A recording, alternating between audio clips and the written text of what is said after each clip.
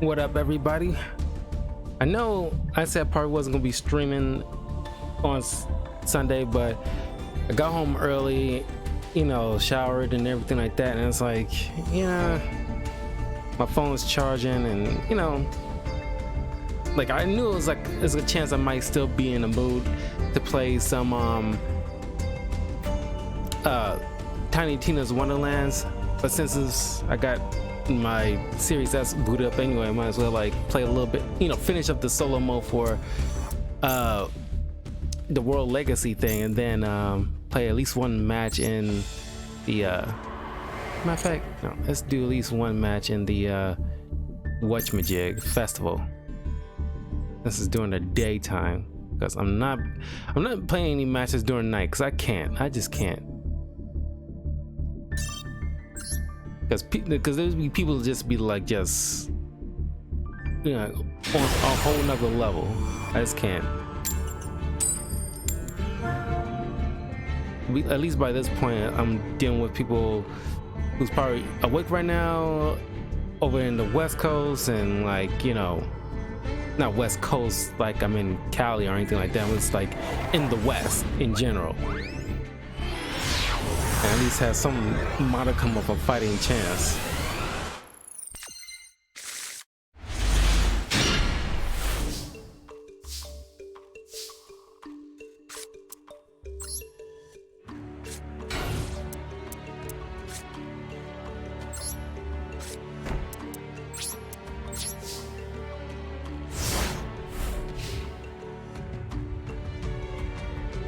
Hey.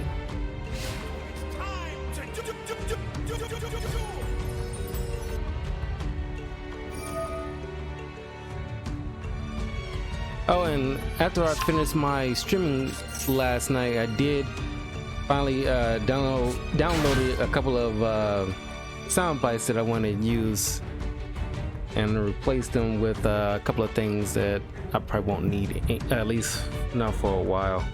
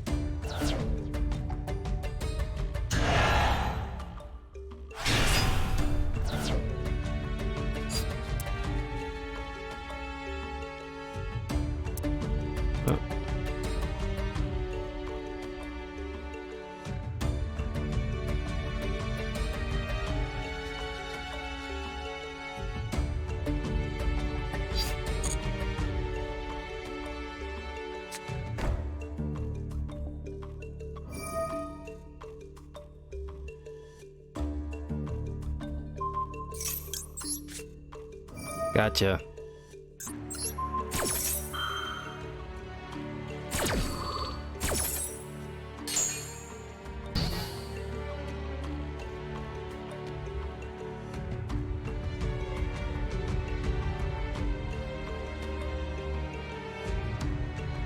Must have better monsters right now.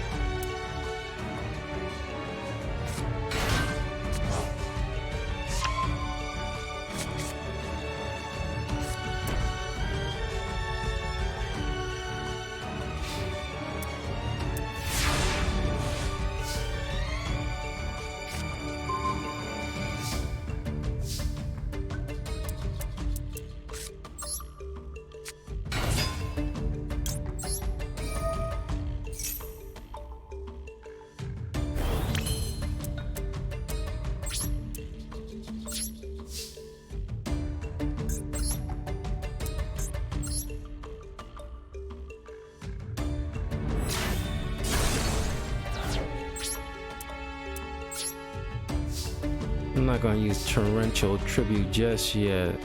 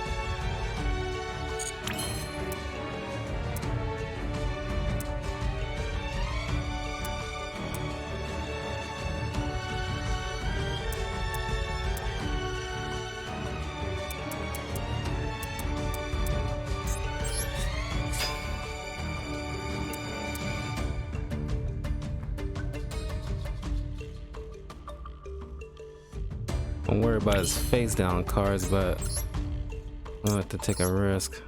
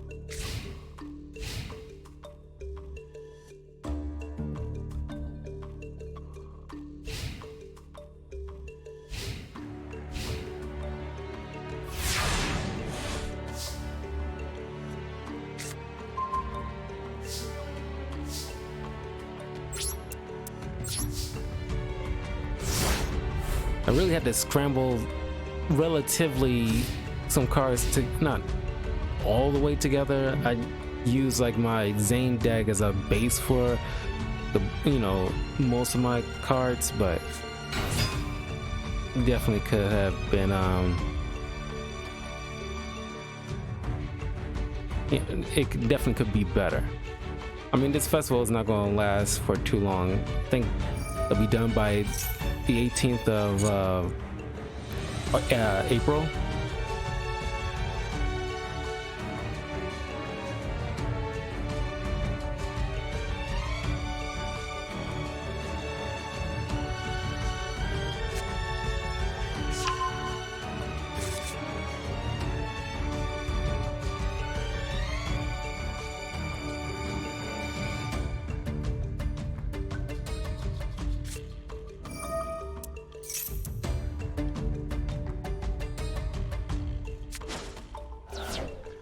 All these ritual monsters.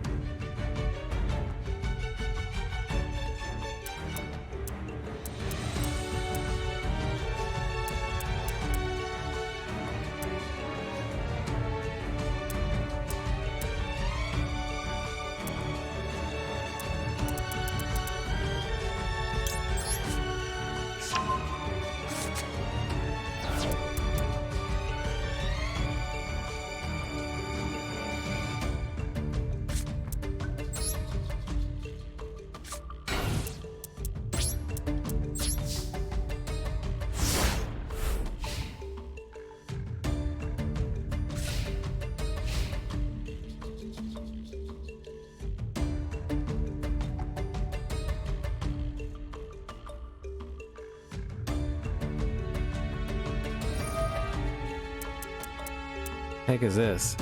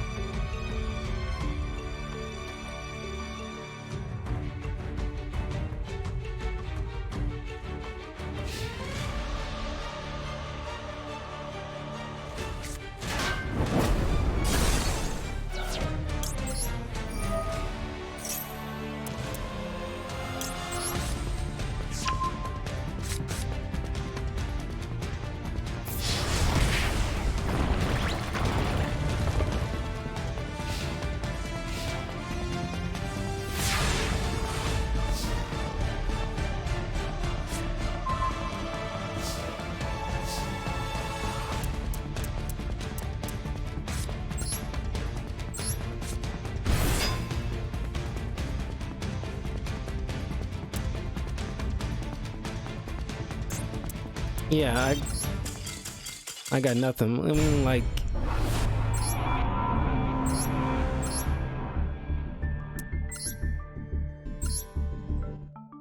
I mean, honestly, I mean, I could try to do something from scratch, but it seems like a pain in the butt for an event that's not gonna last long. I'm probably not gonna fool around with for too much.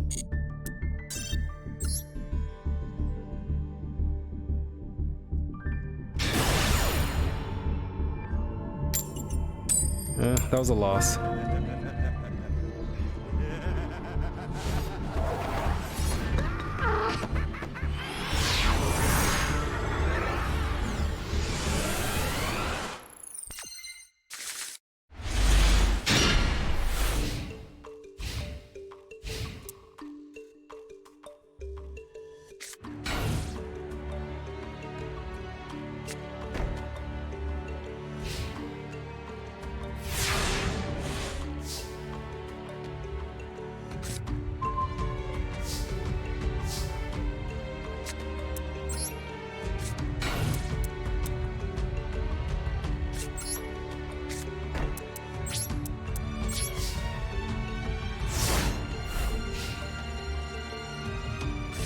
Somebody actually got a name Zexel. Lame. Oh, you got vampire stuff? Yeah, you got vampire stuff.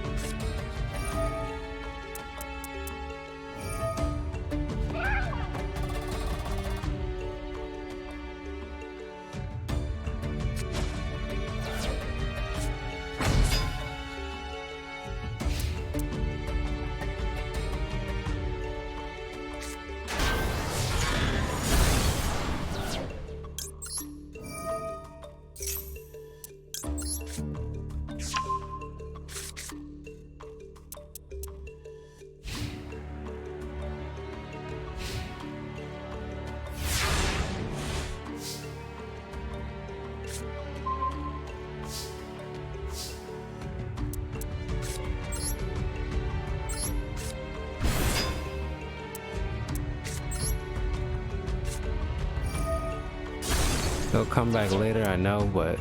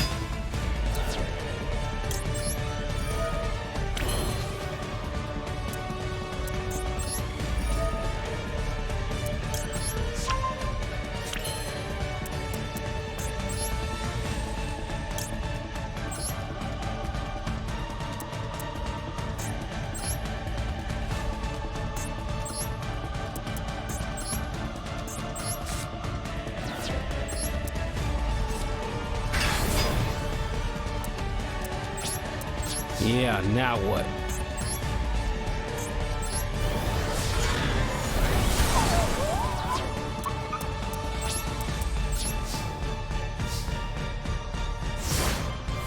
A mistake on your part reviving my monster.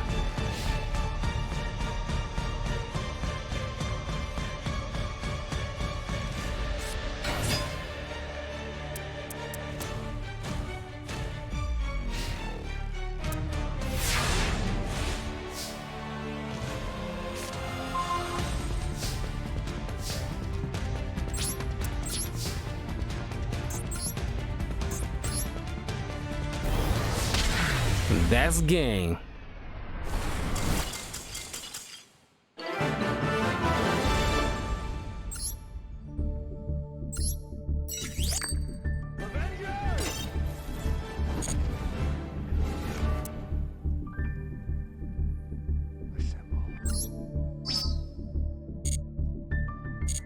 Okay, let's get back to the solo.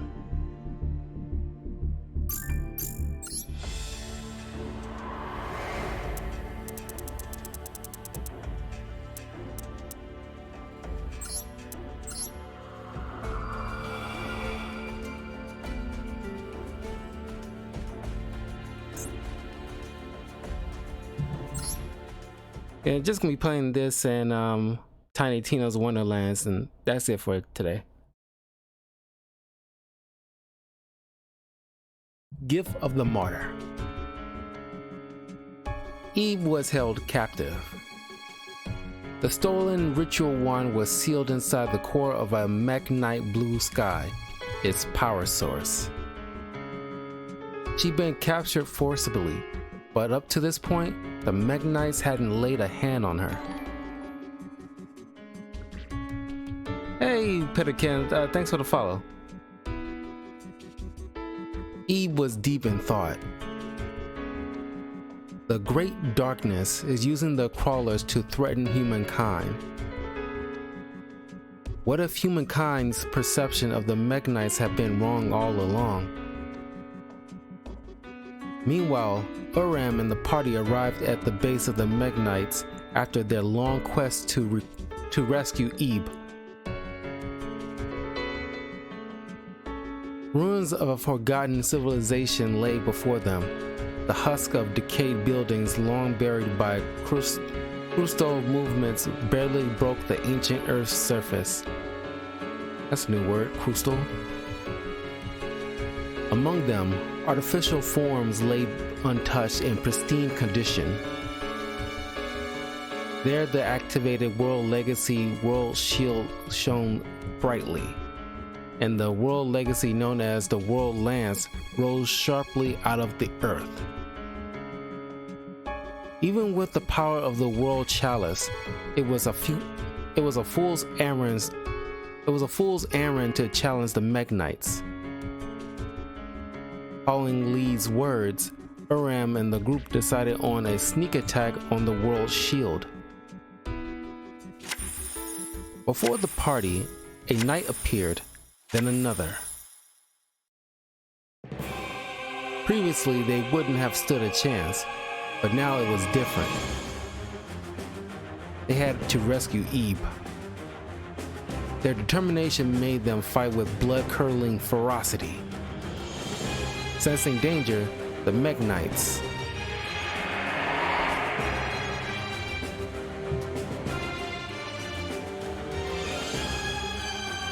transformed into a united form, the Mekk-Knight Spectrum Supreme.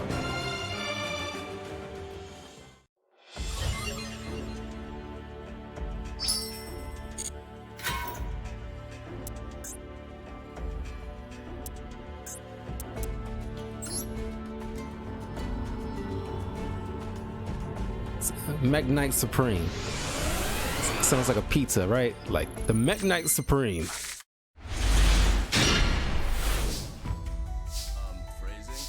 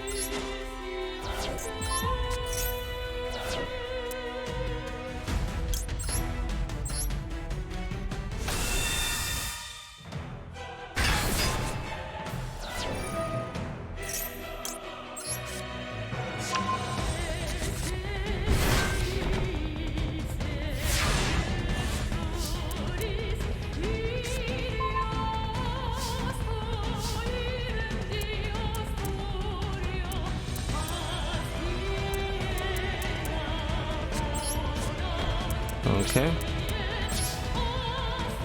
Got pretty decent defense.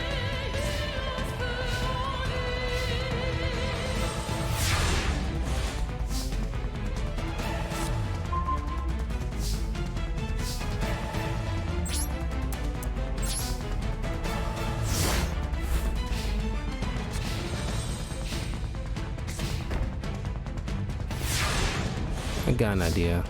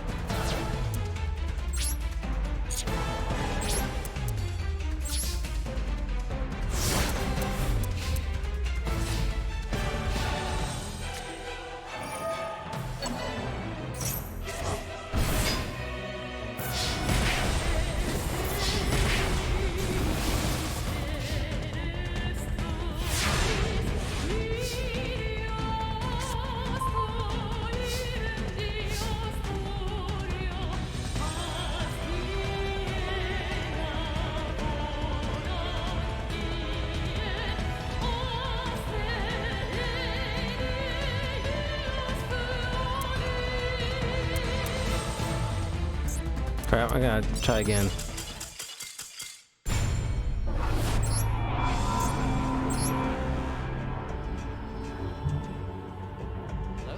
Wrong button.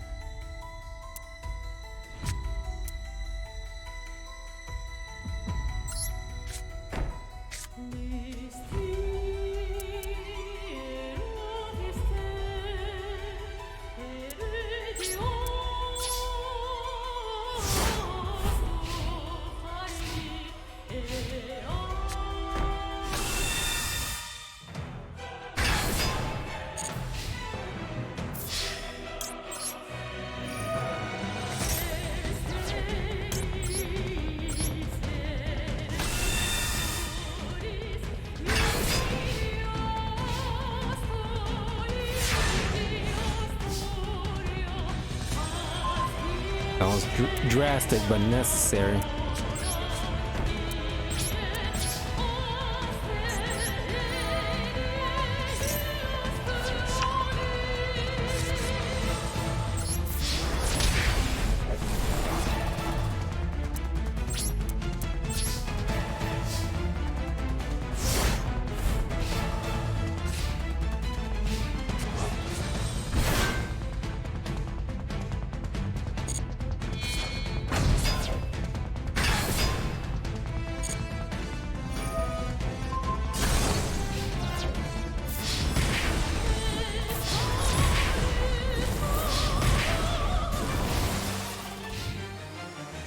I thought it was gonna.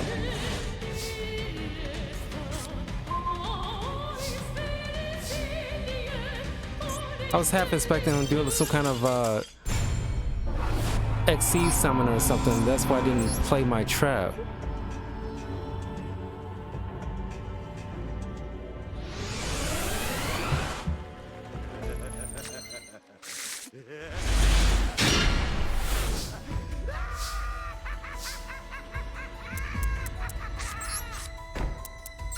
Don't like this hand. That's why magical mallet is just useful, you know?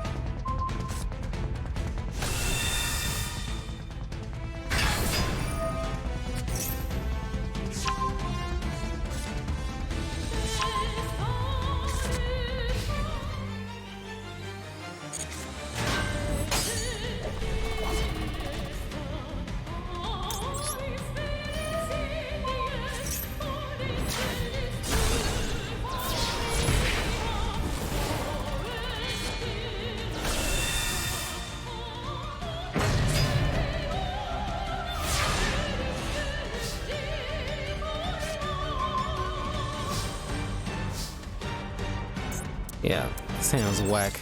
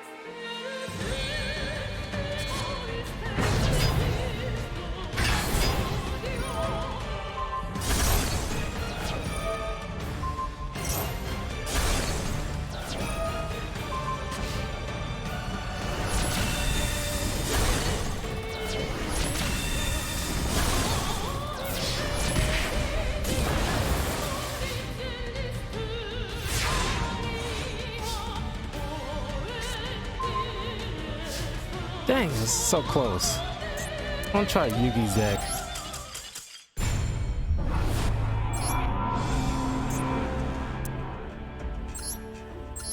No, wrong one.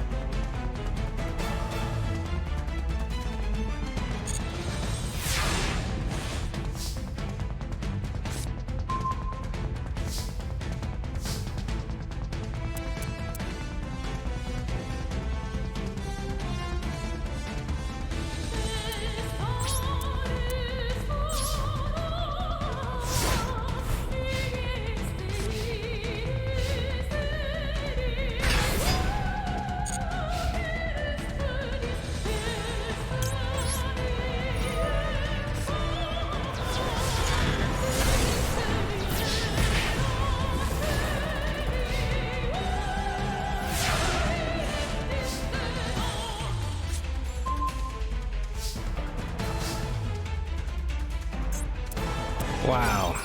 Man, he's getting these monsters out quick as hell.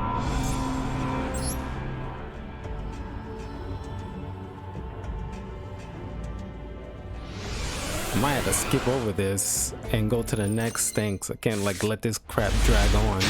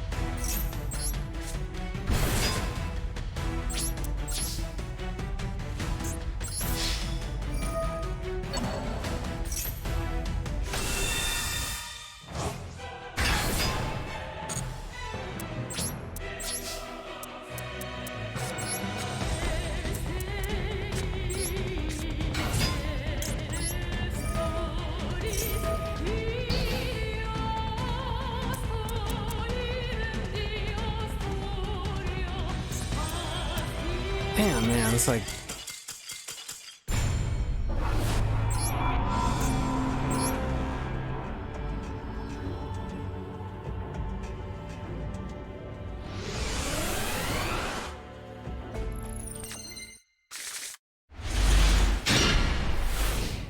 don't tell me I have to use actually use like the World Legacy people.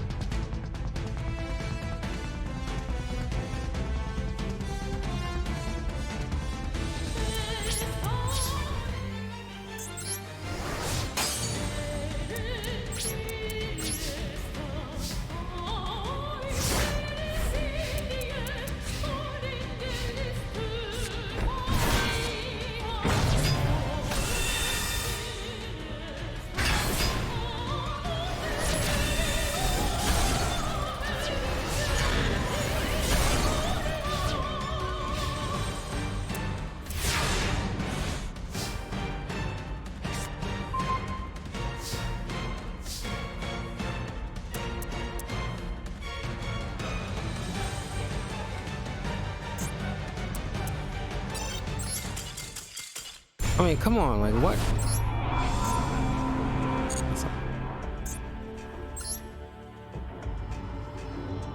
I'll try one more time, and then I'm just gonna try the loner. Probably the only way to deal with this thing.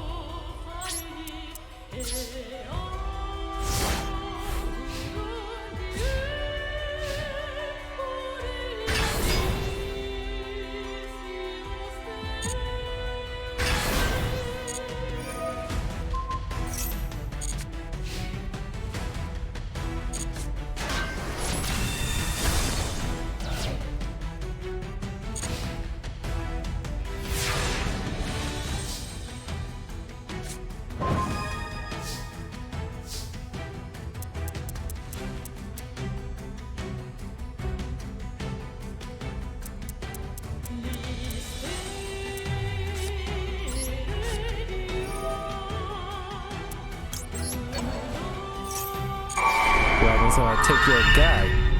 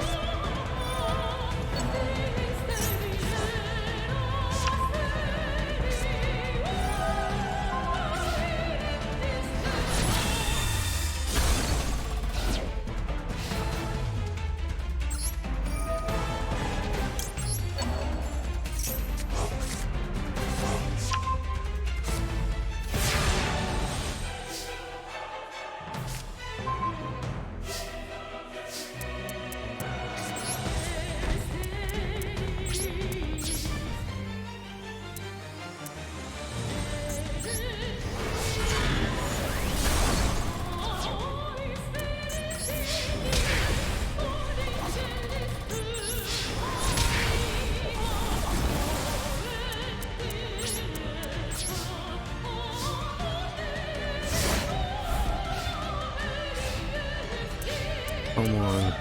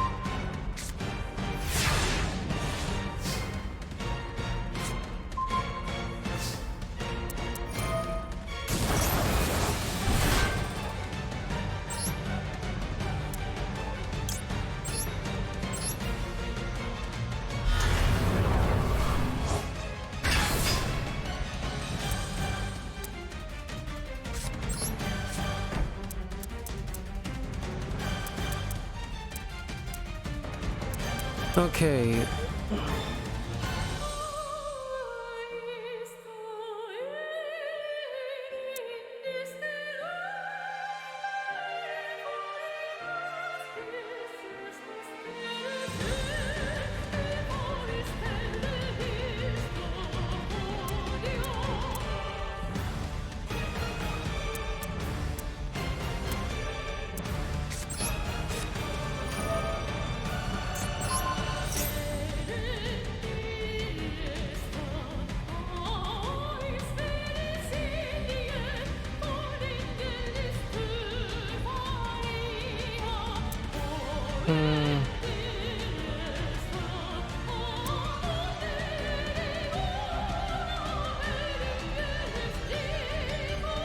Your opponent cannot attack as well on track as you control with card effects.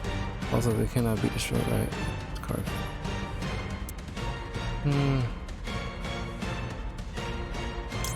Only strong monster, so we'll have to go with Amulet Dragon.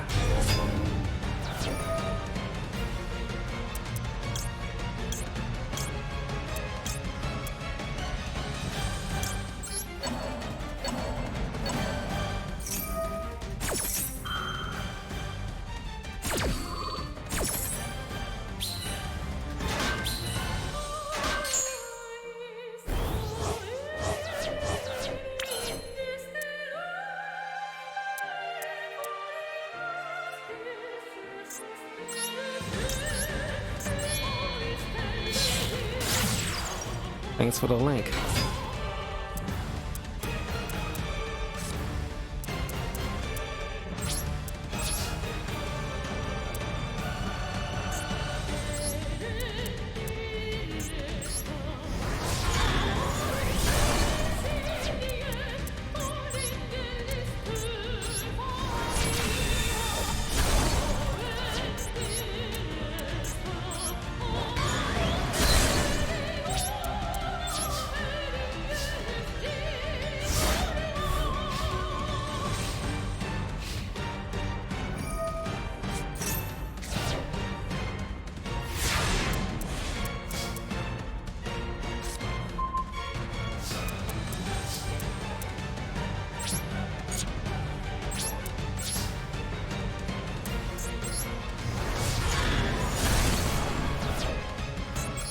Creepo in there.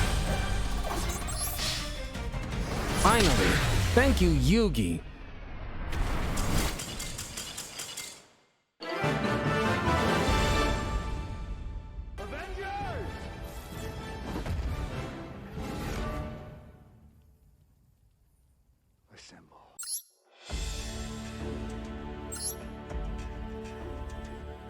God, that was hard.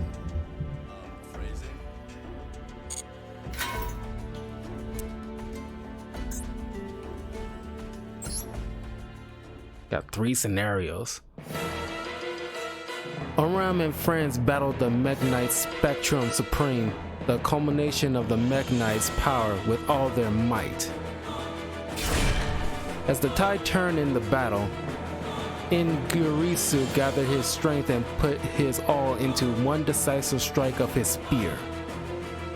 However, his attack was parried by the Mech Knight Spectrum Supreme, opening a large hole in the wall. The already fragile ruins couldn't withstand the impact and began to collapse. Before the dust settled, so as not to be noticed by the Mech Knight Spectrum Supreme, Ingirisu directed a subtle glance toward Lee. Noticing his glance, Lee nodded slightly and slipped from the battlefield. She signaled her intentions to infiltrate the base alone and rescue Eve. Lee flew furiously before finally arriving at Eve. Eve breathed a sigh of relief when she saw Lee there, unharmed. But her relief was short-lived as she learned that the others were battling the Mech Knights. Maybe it was they who were wrong. Maybe it was they who were wrong to battle the Mech Knights. To know the truth, she had to stop the battle immediately.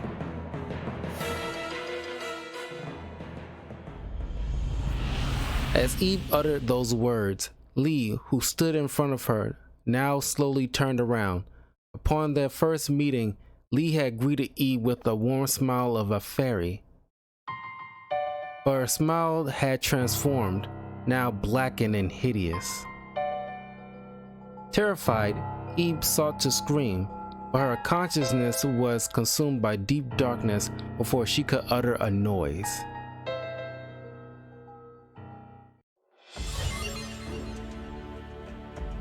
What the hell?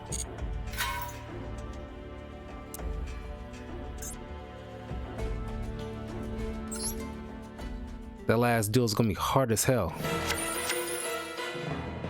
Uram and the others continued to battle. All of a sudden, an explosion occurred inside the facility. Immediately, Uram felt as if the world chalice awakened again, though the feeling was now greatly intensified. Everyone on the battlefield stopped fighting and transfixed at the moment. Just then, a figure appeared. She was standing on the mountain of the debris before them. It was the visage of Eve, unmistakable from head to toe. But her face betrayed something sinister. Her eyes glowed mysteriously, and an evil aura emanated from her body. These signs suggested that the figure before them was not the Eve they knew. Her laughter was nothing like that of Eve. She now spoke to the confused group. I am Lee. This body is now mine. Sweet Eve was no longer here. Sweet Eve was no longer here. The feminine renaissance of her voice was now poisoned with a booming dissonance. Uram and the others glared at her with confusion and anger. Meeting their gaze, Nightmare Corruptor Ibli emitted a force field. The force field now forcibly absorbed the power of the world chalice within Uram and the others, and now it threatened to take their lives. However, it will be the Meknite Spectrum Supreme, whom they have been fighting to the death just moments before, who would rescue them. Throwing itself at them, the power of Ibli was so great it caused the form of the Meknite Spectrum Supreme to become unjoined. Separated into 7, the Meknites were severely damaged. Then Ibli, with a familiar hand, proceeded to extract the cores from each of the Meknites one by one. It was now clear there was great danger in Ibli's possessing both the power of Eve as well as that of the ritual wand. Seeking to prevent this, the Meknite Blue Sky sought to transfer control of the wand to someone other than Eve. Showing considerable growth in battle, Uram was the one chosen as the wand's successor. Ibli's power created a shockwave that launched Uram to the edge of the cliff. The Meknite Blue Sky stretched out his arm to help him. Wordlessly, their gaze met. Uram sensed in his heart that the Meknite was trying to convey something when a dazzling light shone suddenly. The next moment, Uram, adorned in new armor, not of the world chalice, and holding a sword in each hand, stood at the edge of the cliff.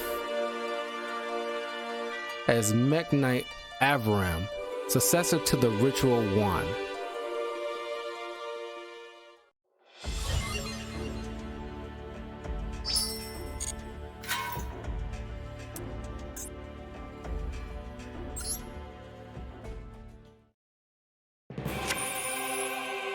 Once owned by Eve, the ritual wand was passed down through generations in the village of the Forest of the Stars. It was the key to the fate of the stars and held the power to unlock the world legacies. In a split-second decision, Uram had been chosen to succeed the wand, not by the wand's controller Eve, but by the Mech Knights. Then the successor of the key was split into two, just like its pair sword was. Knowing Eve resting inside of her still possessed the key's power, Eve set off to gain possession of the world lands before Aram could reach it. Aram chased after her, determined to stop her. However, in his path stood the Nightmare Beast, born from the power contained in the cores that Iblis stole from the Mech Knights. Aram, having just received his new powers, had to contend with the formidable strength of the 6 Nightmare Beasts. Now Injurisu, who rushed to Aram's side along with Imduk, said to him, "We'll hold them back. You go ahead." His voice was quiet but resolute. Having lost the power of the World Chalice, Injurisu knew he would be powerless to stop Iblis, even if he could catch her. Without waiting for Aram's reply, Injurisu leaped out facing the beast, spear in hand. Though nearly powerless, Injurisu still deftly handled his spear as if possessed. As the Nightmare Mermaid was crushed, the beasts all turned their heads toward the spear wielder in unison. He must have wanted to pursue his little sister more than anybody else. Aram took off to pursue Iblis and the Worldlands, with the determination of Injurisu as the wind in his sails. Left alone, Injurisu continued to fight by himself, his roars echoing throughout the battlefield.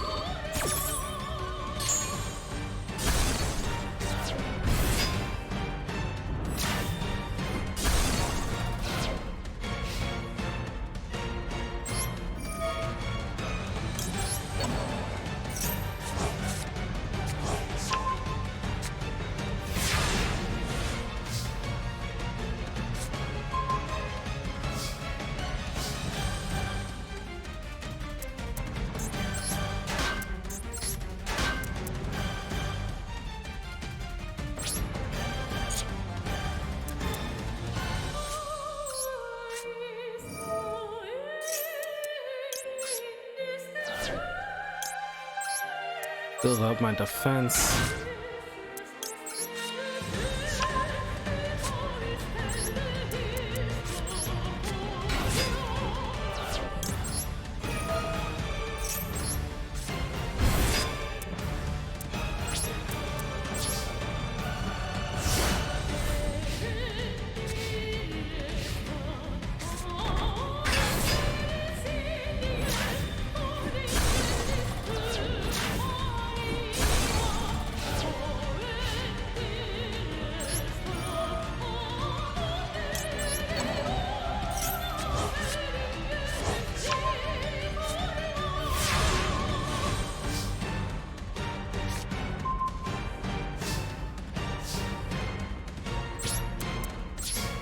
God.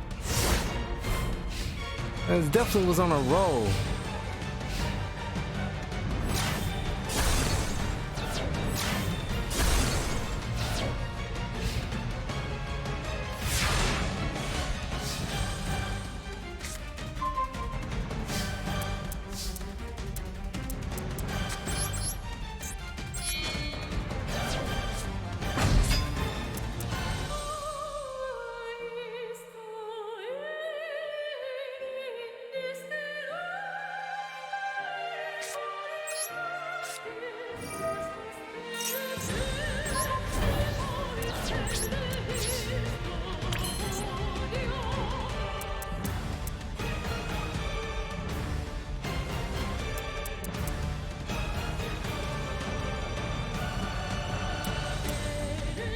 Oh.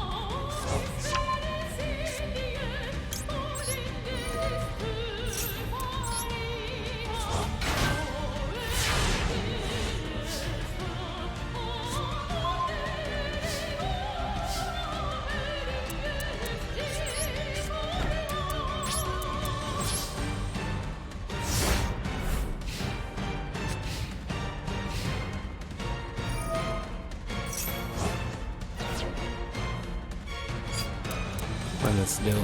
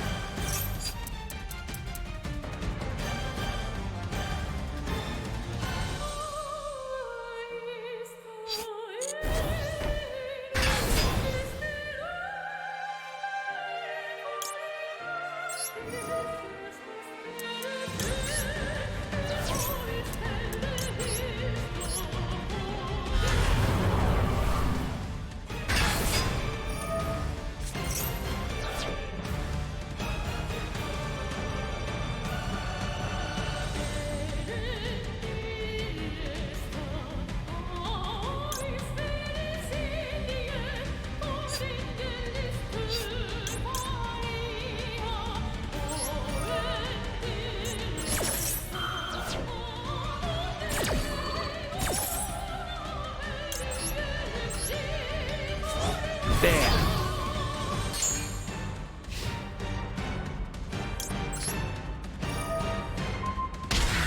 Yes! In your face!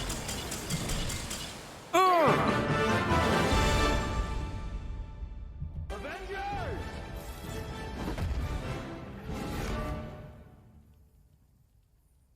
Assemble. In your face! How you like me now? Oh God, that was so satisfying. I can finally be done with this. This is like a pain in the butt. Umram rushed to the base of the world lance, but it was too late. By the time he arrived, Ibli had already finished activating the world lance. With the newfound power of the world lance, Ibli launched an aggressive assault on Aram.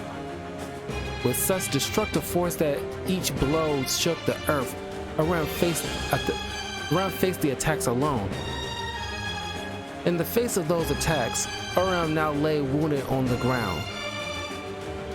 Ibli moved to pick up Aram's discarded sword, now swinging it over and over as if to check its weight. Then Ibli moved in closer to inflict the final blow on Aram. Aram couldn't move his upper body, let alone stand up. Just as Ibli raised the sword to strike, a small shadow emerged from Aram's cloak. The young dragon Imduk summoned his otherworldly power between the young boy and girl, determined to help his companions in their time of crisis with whatever he could muster. That power suppressed the evil that dwelled in Eve, if only for a moment. By suppressing Lee's evil spirit, the spirit of Eve that had resided deep in the depths of had now awakened. Aram laid on the ground powerless. Imduk was exhausted of his powers and unable to move. And Eve was now holding a sword in her hand. Realizing her situation, she made her decision. Only she could put an end to Lee's evil desires. Her hand that held the sword now tense with strength, Lee realized Eve's intentions and tried to resist, but Eve's awakened spirit overcame her. She sees a flashback of her childhood friend desperately calling in her direction. The young girl drew short, rapid breaths, points the blade towards herself, and when Injirisu arrived at the scene, he saw his childhood friend holding the limp body of his little sister in his arms, repeatedly calling her name.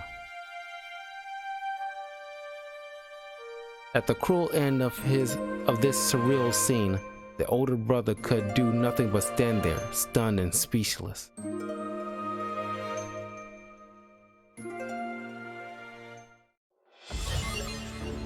Wow, what a twisted end. You know, there's some twisted stories, in these archetypes that either is fun or twisted or just extremely twisted.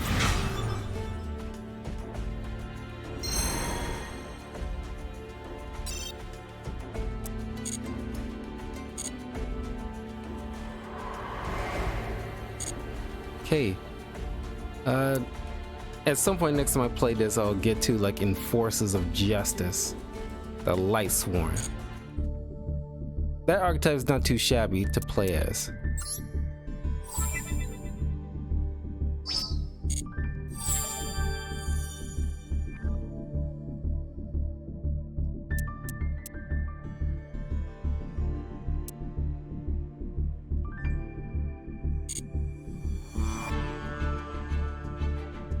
Anyway, at least 10 minutes while I take care of something, then boot up Tiny Tina's Wonderlands. So I'll see you guys in about probably 10 minutes at the most. So I will see you guys in a little while.